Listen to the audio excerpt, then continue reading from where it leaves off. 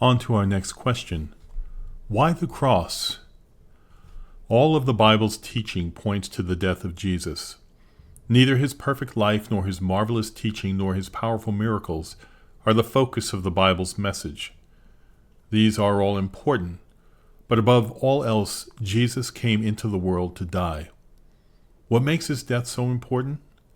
The answer is that he died as a substitute, a sin-bearer, and a savior. Jesus the substitute. This demonstrates the love of God. Sinners are guilty, lost and helpless in the face of God's holy law, which demands punishment for every sin. How can they possibly escape God's righteous wrath? The Bible's answer is this: God demonstrates his own love toward us, in that while we were still sinners, Christ died for us. As part of an amazing rescue plan, God the Son volunteered to take the place of sinners and bear the just penalty for their sin. The sinless Son of God willingly suffered and died for them, the just for the unjust. Jesus, the sin-bearer. This demonstrates the holiness of God.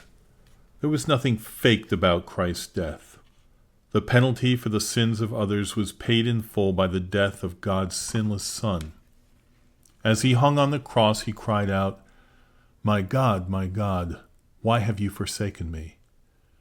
At that terrible moment, God the Father turned his back on his beloved Son, who then endured the penalty of separation from God.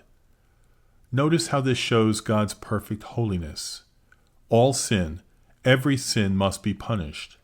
And when Jesus took the place of sinners, he became as accountable for their sins as if he had been responsible for them.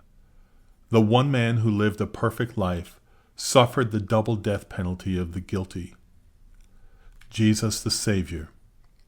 This demonstrates the power of God. 3 days after his death, Christ was declared to be the Son of God with power according to the Spirit of holiness by the resurrection from the dead. He presented himself alive after his suffering by many infallible proofs, and Christ dies no more. Death no longer has dominion over him. In raising Christ from the dead, God powerfully demonstrated that he accepted his death in the place of sinners as the full and perfect payment of sin's penalty, and as the basis on which he can offer a full and free pardon to those who would otherwise be doomed to spend eternity in hell. But how does this apply to you? How can you get right with God? How can Christ become your Savior?